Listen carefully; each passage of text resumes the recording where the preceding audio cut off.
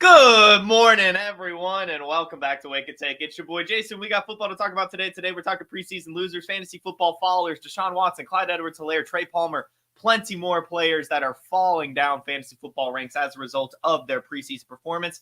We're also going to break down some NFL news. So go ahead, take out your coffee, sit back, relax, and enjoy the show.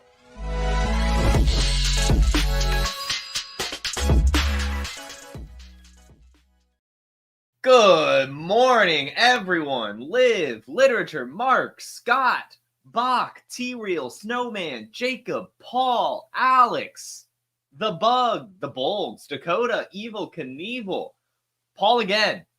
Look at you guys hopping in. I said that intro fast on purpose. I am not slowing down for my intro on that one. No.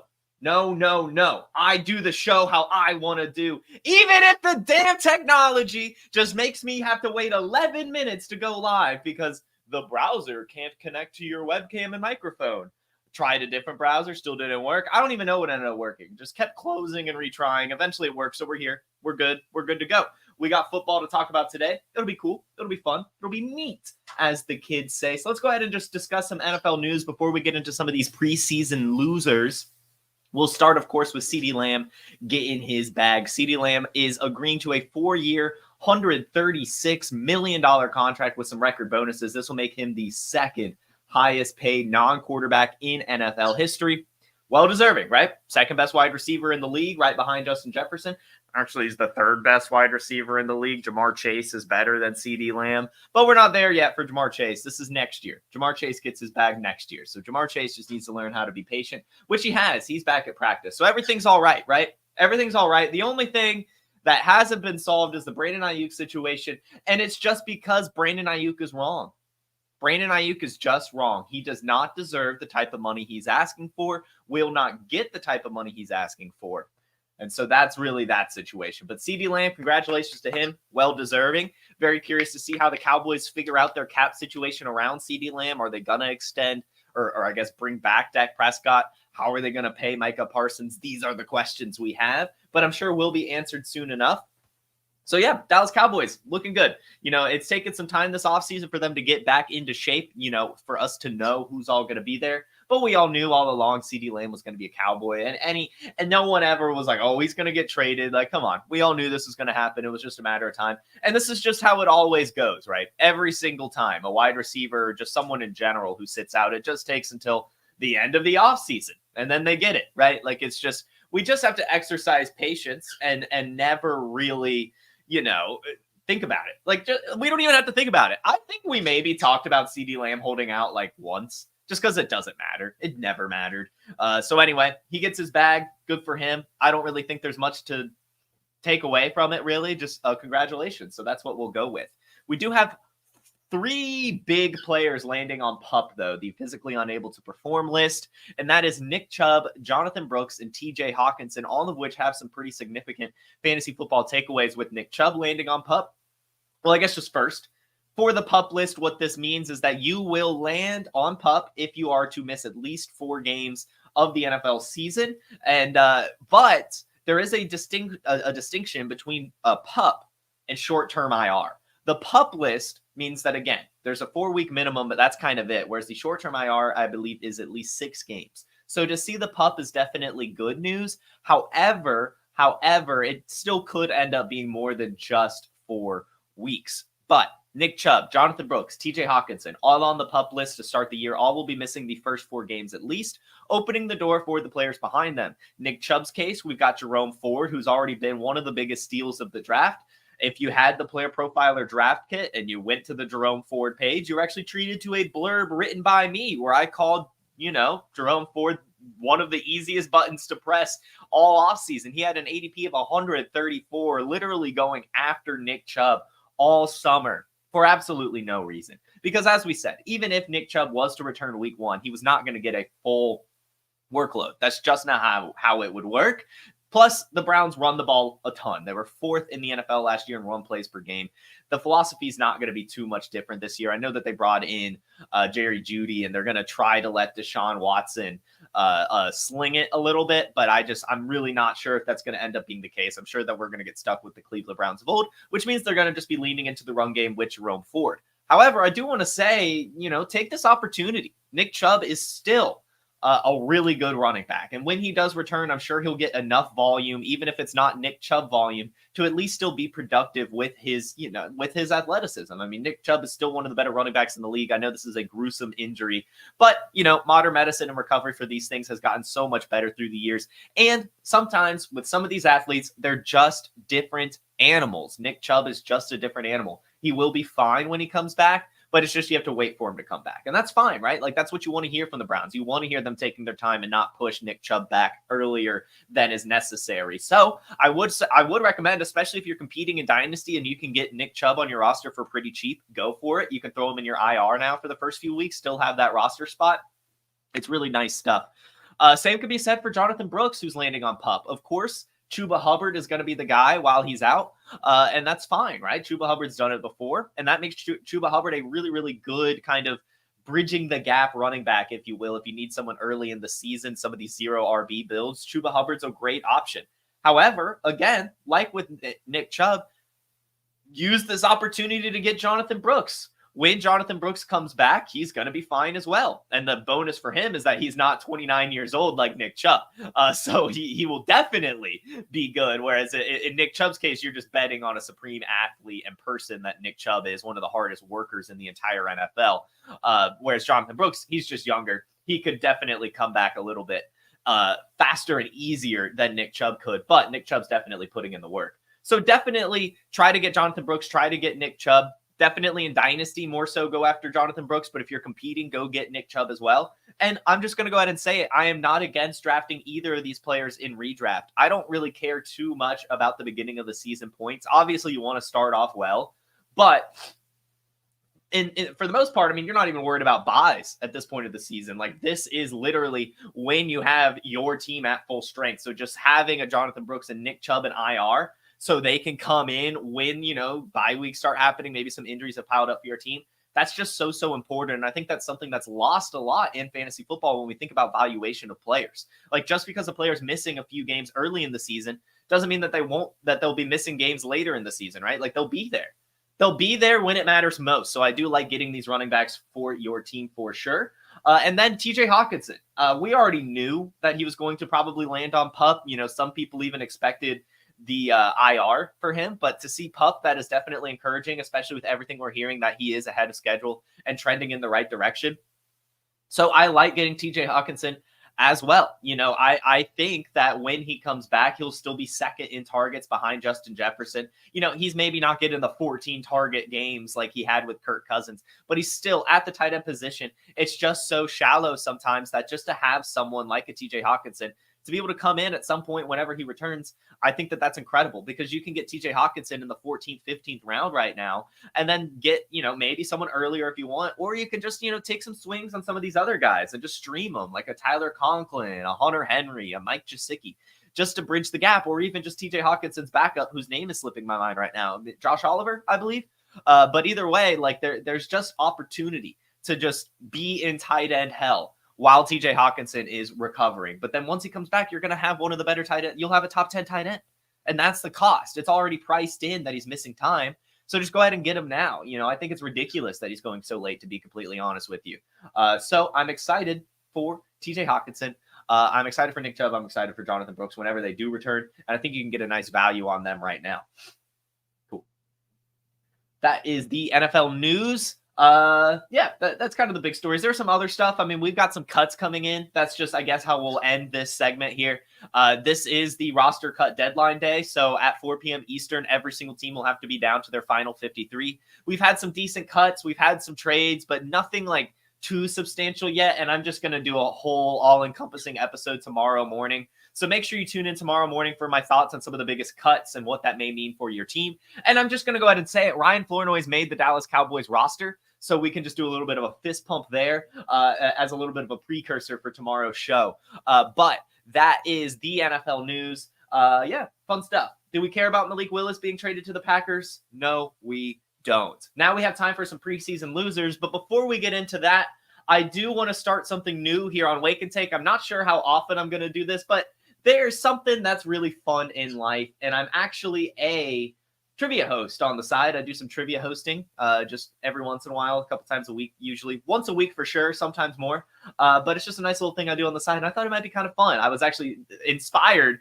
This will be fun. We're going on a tangent here. I don't know if any of you guys have ever watched River Monsters, but for some reason, I'm really into that show right now. I'm not even like big into fishing or anything, but I used to watch that show growing up, and I found it on HBO after I finished Hard Knocks last week. And I was like, River Monsters. Anyway, in between each commercial break, they play trivia in River Monsters to keep you enticed to come back. So we're about to do an ad break, but before we get into the ad break, I've got a trivia question for you guys. How many Super Bowl MVPs did Tom Brady win in his career? We know he won a lot of Super Bowls, but how many of them was he the most valuable player? The answer coming up just after this. Hey, it's the Podfather. I have great news. The draft kit is live. It is world famous. Why? Because it is the best resource for winning fantasy football championships that exists. There are rankings and cheat sheets for every format you can imagine. We have projections both at the team level and the player level. And wherever you are, you can click on a player, open them up, and see in-depth written analysis about what to expect in fantasy football from that player this year. And then you can click on the team, and you can get even more in-depth analysis, all the drivers of fantasy production, both in a positive and negative direction for that team, including a signature trend. And the graphics are incredible. So these team insights, they give you the team-level projections, the vacated targets, the vacated areas. And we added a bunch of features. Individual cheat sheets for Theo and Billy and Dario. So you can take your favorite analyst and download their personal draft cheat sheet. And then in the commissioners section, Memphis Young lays out everything you need to know to manage a league. The best minds in the industry contributing analysis. It's certainly not the most inexpensive draft kit on the market, but it is the best. PlayerProfiler.com/draft kit.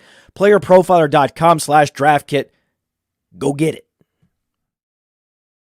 All right, go get that draft kit. And before the break, I asked the question, how many Super Bowl MVPs did Tom Brady win? The correct answer is in the chat. Congratulations, Applied Literature, as Tom Brady has won 5 Super Bowl MVPs. Who won the other 2? As we know, Tom Brady has won 7 Super Bowls. 5 of them, he was the MVP. Fun fact, the other 2 Patriots Super Bowl MVPs, Deion Branch, my favorite Patriots wide receiver of all time. Don't ask me why. I just love me some Deion Branch.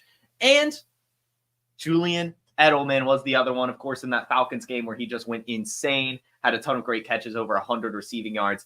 Fantastic performances from those guys. But hey, stick around. We'll have some trivia going in between ad breaks going. But definitely get that draft kit as we are in fantasy football draft season like no other. Guys, we've got some preseason losers, mostly from week 3, but really just some all-encompassing preseason losers that I felt, there's been some hype for these players, and they've lost that hype as a result of their preseason performance or lack thereof. So we're just going to go down the list, no particular order. We'll start with Charlie Jones. Charlie Jones, I did believe, picked up a little bit of an injury. So this preseason, he did only have 1 reception for 3 yards. So we can't write him off too much for the injury, but we are just hearing so much about the other wide receivers on the team that Charlie Jones just has to be a loser. Charlie football is not really cracking the active roster in terms of a receiver. He's just not doing it. I thought that there was a chance that he could take over the slot role for Tyler Boyd, given his route running prowess. But it's looking like it'll just be like Jamar Chase in the slot, maybe some Andre Yosevis. And then, of course, Jermaine Burton's also starting to make some noise that there just seems to not really be enough room for Charlie Jones, especially with Trenton Irwin still on the roster. So with him only having 1 reception for 3 yards in the preseason, it kind of sucks. There's a lot of the other Bengals receivers outperformed him. And so Charlie Jones, just a loser here. Unfortunately, we wanted him to do well, but he just didn't. And injuries on top of just a poor performance has kind of soured the value on him. And it seems at this point he just belongs on the waiver wire. The next big loser is Deshaun Watson. And this is probably, honestly, the biggest loser in all of preseason. This guy didn't play. He didn't play at all, which is normally okay for starters, but not starters like Deshaun Watson, who are not good at football anymore. He has shown the last 2 seasons that he's just lost his fastball and cannot perform at his former level. And so to see him be held out all preseason is not what you want to see. You want to see Deshaun Watson out there starting to work through the kinks, whether it be connecting with Jerry Jeudy, his new receiver, or even just running the offense in general. And the reason he didn't play was shoulder soreness. Like, it's just very, very concerning. Again, this is a player to me that I just do not think this guy's head is in the game. And that's like, it is what it is, right? Like, yes, one of the more talented players that we've seen win before his controversy.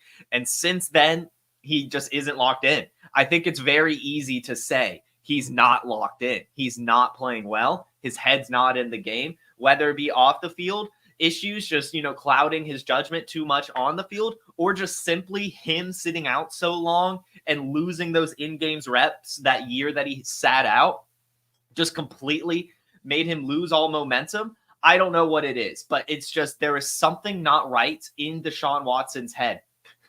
And not even like with the controversy, just genuinely, he doesn't seem right in the head. And he just does not seem locked into this, doesn't seem to care for the team. Really, everything that you want from a quarterback, you just don't have it with Deshaun Watson.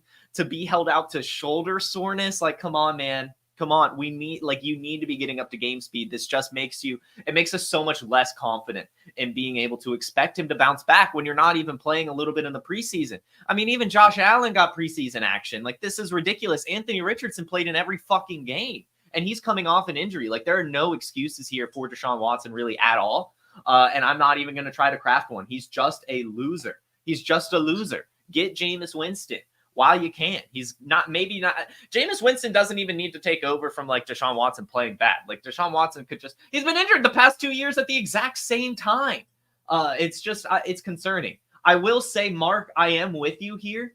I do think that this is Deshaun Watson's last chance. I'm just not betting on it. Like, yes, he's going to give the shot this year. There's no way in hell. Like, if he goes out and sucks this year, he's done. Like, he's out of the league. Like, I don't think another team would be taking a chance on him. Even like the Browns will just eat that dead cap. Like, he's still under contract for, I think, like 2 more seasons after this, if I'm remembering correctly. And it doesn't matter. It just does not matter. This guy is just not, he's not the answer. He isn't. They paid him too much money. And it was the most Cleveland Browns thing in history to do what they did by bringing him in. And yeah, I think it's Jameis Winston. I mean, Tyler Huntley, could probably end up like, you know what? It'll probably be this, right? Something happens with Deshaun Watson. Jameis Winston comes in for a few games and then just ends up having too many turnovers like Jameis Winston does. And then they'll pull the plug and go to Tyler Huntley. I wouldn't be surprised if we see 3 different Browns quarterbacks this year. Actually, that is a good point. But I would just take the bet on Jameis Winston at least first, because he'll get the first crack at it. And say what you want about his turnovers, he does at least sling that ball. And there are good weapons there, David Njoku, Jerry Jeudy, Amari Cooper, to where he should at least score some fantasy points. But either way, Deshaun Watson, big loser. Another big loser, and I understand that this is maybe going to come across as not very politically correct, maybe mean, but it's Clyde Edwards-Helaire. Clyde Edwards-Helaire, I understand, is battling PTSD right now, lots of depression, not really being able to find himself on the field. But this is a fantasy football show, and, whatever the reason may be, as valid as it may be, he only had 2 carries for 0 yards in his 1 game of preseason action, and Deneric Prince, Carson Steele, the other backup running backs are doing everything with their opportunity to try to crack the roster and climb up this depth chart ahead of this player. So I understand that there are some off the field issues here with CEH, but he's a fantasy football loser. He just is. I mean, like, he was already, not really getting much opportunity in Kansas City, had already lost a lot of trust from the coaching staff. And no matter what the reason is, he's still missing valuable time and reps with the team. And that's only going to affect him negatively. As much as it sucks, and it pains me to say, and my heart goes out to CEH, of course. Again, a fantasy football show, and when you're not playing well at football, and the other players behind you are, yeah, I mean, like, you've got to take note of it. You just have to. So Clyde Edwards-Helaire, unfortunately, a fantasy football loser. And another one. This is Alec Pierce. Who it looks like I maybe didn't make an overlay for. Hold on, let me find this. I know I made one for Dameon Pierce, so maybe I just need to talk about Dameon Pierce. But let me double check. Here he is. Here's Alec Pierce. Alec Pierce is a loser. Why? Not necessarily how he performed, because actually he only had 2 receptions for 31 yards, and both of those were from Anthony Richardson last week. And he had, gotten, a good chunk of Anthony Richardson's passing yards in this game. But on top of just being a unperformer, a literal zero performer throughout his NFL career up to this point, minimal preseason production, and then Adonai Mitchell, the player they drafted to replace him, catches a touchdown from Anthony Richardson as well in this same game, and is only going to steadily climb up from here. So I understand that Alec Pierce was with the first team, didn't get a ton of preseason action, and actually looked okay, had 2 receptions for 31 yards from Anthony Richardson. He's still a loser because of what what Adonai Mitchell is starting to do. We're already hearing it and seeing it. Eventually, Adonai Mitchell will take over for Alec Pierce. It might take, Josh Downs to return first, as it's looking like Adonai Mitchell is kind of taking the slot from Josh Downs right now. But once Josh Downs come back, they'll move Adonai Mitchell outside and probably or elevate him over Alec Pierce, unfortunately. Alec Pierce, a loser. He just is. Another one's Roshan Johnson. Roshan Johnson is a loser as well. He had 6 carries and 24 yards, as well as 1 reception for 7 yards in the Hall of Fame game, and then made no noise at all the rest of preseason. Khalil Herbert at least looked pretty decent in his action. DeAndre Swift has looked decent in his action. Even Velus Jones last week had 100 rushing yards with limited touches as well. Roshan Johnson, unfortunately, hasn't really shown enough. Didn't get much action, and that could end up being a positive. Who really knows? But I'm going to put it as a negative, given his action was in the Hall of Fame game. And to see the other running backs on this depth chart get a little bit more opportunity and production, you've got to start being concerned about Roshan Johnson, especially with his big plus being that he can catch passes better than Khalil Herbert. That's not the big thing anymore. Now he has to figure out how to catch better passes than DeAndre Swift. And even maybe arguably Velus Jones is a wide receiver now being used as a running back and on special teams. Like, that's a player that ends up on the roster more often than not, unfortunately, for a player like Roshan Johnson. And with DeAndre Swift there, looking pretty decent with that one game with Caleb Williams, and Roshan Johnson not looking that great in the Hall of Fame game, I am getting concerned about Roshan, and I am pegging him a preseason loser. Another one, Ricky Pearsall. And this one's, injuries. It's injuries. It is what it is. The guy got injured early in training camp, or not in training camp, in the offseason, and then returned for practice, got injured again, no preseason action. But while he was out, Jacob Cowing looked incredible. I mean, the guy looked so good. And with there not really being any development on the Ayuk situation, it's just looking like Ricky Pearsall is not really going to see the field this year. Yes, it was due to injuries, which sucks, but it seems that his injury, as it has been reported now, is a degenerative shoulder injury that they, already knew about heading into the draft and just hoped wouldn't get worse. And that's just not what you want to hear, especially if now we're hearing different injuries. Jacob Cowing, the other rookie, is a mega producer from college and just a really good route runner, looking good in the preseason as well. It's going to be hard for Ricky Pearsall to work himself back. He did return to practice this week, so that's good news for him at least. But he is still wearing non-contact jersey, so there's an issue there with Ricky Pearsall. There just is, which means he's a fantasy football loser. He's a preseason loser, and we probably shouldn't be drafting him for redraft, to be honest. It's looking like Brandon Ayuk's going to be back, and it'll take injuries, and even then, who knows what type of volume he'll get or even if he can stay healthy. So Ricky Pearsall, a loser. Another loser, Miles Sanders. He only had 3 carries for 6 yards in one game, but we're seeing Mike Boone and other players that, like even Dylan Johnson, he had like a 100-yard game before getting recut by them. But Miles Sanders will probably still end up on the Panthers roster just because they don't clear up much cap space for moving on from him today, but still did not look good in the preseason. They're cycling in a bunch of different running backs. It's looking like he's not really going to be leaned on at all, and is just going to be there on the team. Or, I mean, he could still end up being cut or maybe traded or something. We'll see. But either way, he's a preseason loser. He's not going to do anything. Chuba Hubbard's ahead of him. And then, of course, when Jonathan Brooks comes back, he'll be ahead of him too. Miles Sanders is one of the biggest falls from graces we've seen in recent memory. I mean, to go from such a huge season in Philadelphia to then just literally losing the job to Chuba Hubbard very quickly in Carolina, it's just, he's not that good at football, unfortunately. And he didn't look good in his one preseason game, 3 carries for 6 yards. A loser. Miles Sanders. Another player that we could talk about is Calvin Austin. Calvin Austin seemingly was the deep threat for the Pittsburgh Steelers, but we're just not seeing it really. He had 3 targets, brought in 2 of them for 49 yards, so still being used as the deep guy. But so are some other players, and everything we're hearing from training camp and stuff is that Van Jefferson's ahead of him in the depth chart, and Calvin Austin really isn't being utilized a ton.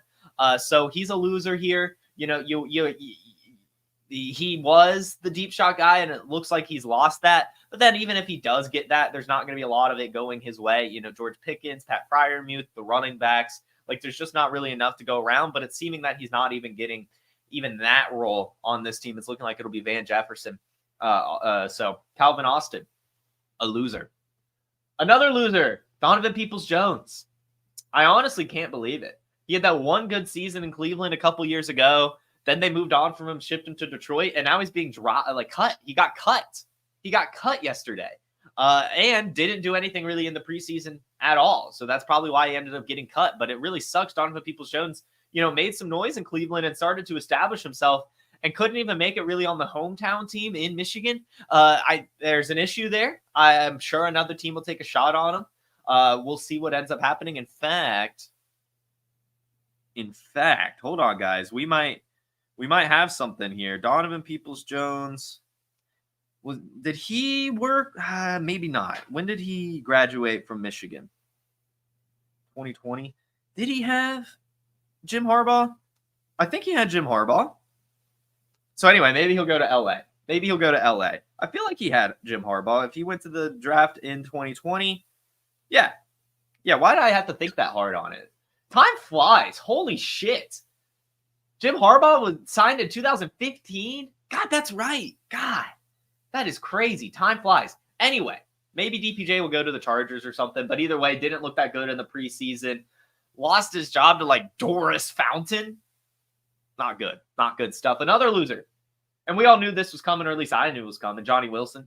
Johnny Wilson started to make some noise in training camp as a red zone threat. We didn't see it at all. Got targeted 3 times throughout preseason, brought in 1 of them for 7 yards. And the Eagles ended up going out and trading for Jahan Dotson, just so they wouldn't have to see this man on the football field. He's really just unfortunately not that good. When I watched him at the Senior Bowl, I could just tell he's not an NFL caliber wide receiver. Even if he has the height, he doesn't really play like that at all. So Johnny Wilson, a big loser here. Eagles adding wide receiver talent, plus him not really looking that good. Big loser, Johnny Wilson. Another one, DWAY McBride. This player got cut as well. 20 carries and 68 yards in the preseason. Just not good. 20 carries, 68 yards. Really not that great. Ends up being cut. He got outperformed by Myles Gaskin. You understand what that means? Yesterday, we talked about Myles Gaskin as a winner because, again, the RB3 on the Vikings could end up being relevant. But I also understand that Myles Gaskin's not the best running back in the world. And to see that he beat out DWAY McBride and then DWAY McBride got cut, I think that's a screaming indictment, unfortunately. And not sure what happens for McBride here, but a big loser from the preseason is him. Another one, Dameon Pierce. Dameon Pierce is a loser. Dameon Pierce, unfortunately, had a great rookie season and has not done anything since. In the preseason, he only had 8 carries for 9 yards. Not good. Jawar Jordan looked fine. Joe Mixon's back. And Cam Akers looks incredible.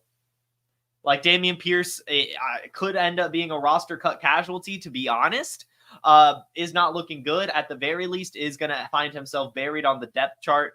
He belongs on the waiver wire. Sayonara, Dameon Pierce. And also sayonara, Elijah Moore. I think it's finally time to everyone just move on from him. I know we're very excited after his rookie season, but he was sent to Cleveland for a reason, and he's been buried on this depth chart for a reason. 15 Cleveland Browns had more receiving yards than Elijah Moore in the preseason. Elijah Moore had 2 targets, brought in 1 of them for 7 yards. Michael Woods, Jamari Thrash, Cedric Tillman, James Prochet, these receivers all outperformed him and could find themselves in a very similar spot, right? This wide receiver 3. It's probably just going to end up being a group kind of filling in at different times, really. Elijah Moore didn't look that good. The rest of the Browns looked better. Elijah Moore, a loser from the preseason. And another one is Trey Palmer. Trey Palmer, unfortunately, has lost his job to Jalen McMillan, and in the preseason only had 2 receptions for 31 yards. Like, he is the wide receiver 4 now, which is fine. I mean, if anything happens to Mike Evans, he could come in. But, all the steam for Trey Palmer's gone. In the offseason before they drafted Jalen McMillan, it was Trey Palmer's season. We were all very excited for the year 2 breakout. But then they draft McMillan. He's quiet all throughout training camp, makes no noise in the preseason. Unfortunately for Trey Palmer, he's finding himself on the way out. That's really it, unfortunately. He's a loser here. He's buried in a depth chart that's already pretty hefty and not really going to see the field too much. And it's going to take an injury on top of not performing well in the preseason. Trey Palmer finds himself as a loser. And the final loser, this one's not even a player. This is a group. There's going to be an issue here in Atlanta, guys. As an Atlanta Falcons fan, I am worried. There is no depth on this team. There is absolutely zero depth on this team. Zero, nada, zilch. Not a single depth on this team. It is studs, and then it is nothing. There is no in between here. There's no role players, really. It is disgusting when you look at the players who performed well for the Falcons over the preseason. I'm actually just going to pull it up. Let's see. Can I just look at, the football database? Thank you. Jace McClellan, Spencer Brown, and Carlos Washington led the Falcons in rush yards. Chris Blair, Jesse Matthews, Dylan Drummond, and John Fitzpatrick were some of the leaders in receptions for the Falcons. Just not encouraging.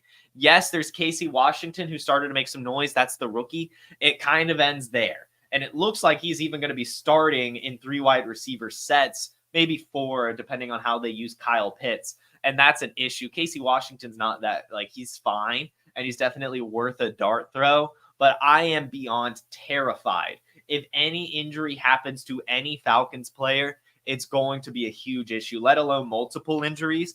The only depth they have is the quarterback position because they reached for Michael Penix. If Kyle Pitts goes down, there's nothing. If Drake London goes down, there's nothing. If Bijan goes down, sure, there's Tyler Algier, but then there's nothing after that. There's huge concerns for me at the Falcons' depth. No one looked good. This team looked pretty bad in the preseason, I'm not going to lie. And I'm just concerned. I am just concerned as a Falcons fan for what this depth means for the team as a whole as the season gets, drags on. As we get closer to the end of the season, any player missing, I think it's just going to hurt this team so much. So honestly, probably the biggest loser is Falcons depth chart. It is concerning to say the least. That should do it though. Those are the 15 losers from the preseason. I'm going to hop into the chat real quick and see if we have any interesting questions here. Let's see. Lots of rabbit talk as I was late. Sorry about that, everyone. Yes, the snipes are real this year. The ADP this year is so strange. I made a post over the weekend with Fantasy Football Analyst on Instagram doing our favorite picks in each round. And I did it based on underdog ADP. And half the comments were this player's not available in this round. What are you talking about? I'm I looked at ADP. And the problem is ADP just does not matter at this point of the season, to be completely honest with you. I guess there's honestly not a ton of questions here, to be honest. Cool. I will say, everyone, if you are interested, I'm going to go ahead and preface this. I'm just going to go ahead and say it here. Everyone tuning in, let me find the link while I talk about this. I am starting a best ball wake and take league.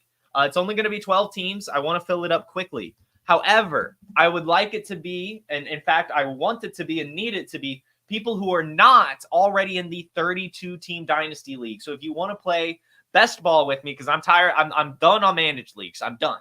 But if you want to play best ball with me, I have put the sleeper link into the YouTube live chat.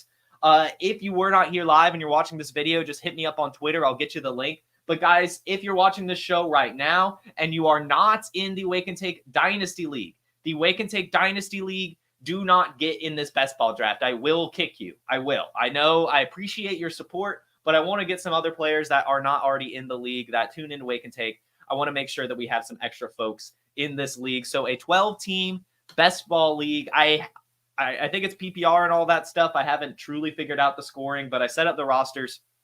We'll figure it out. Hey, Garden Island, get out of here. I just saw you join. Get out of here, Garden. I know you're in the Dynasty League. I know you are.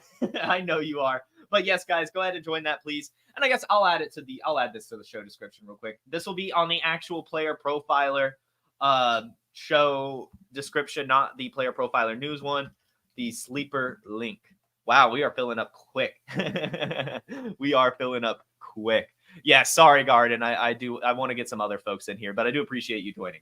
I do appreciate you.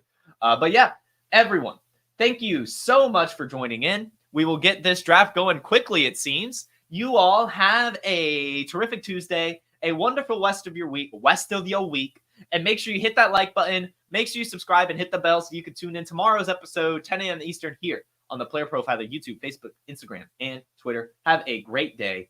Peace. From the Podfather to you, I deeply appreciate you tuning in. And many ask, what can I do? What can I do to help support the hosts, the research they do, the production costs? Go to playerprofiler.com, Dynasty Deluxe, World Famous Draft Kit, Rankings, DFS Dominator, and of course, data analysis. Subscribe to any one of those, and you support all of us and take Player Profiler to the moon.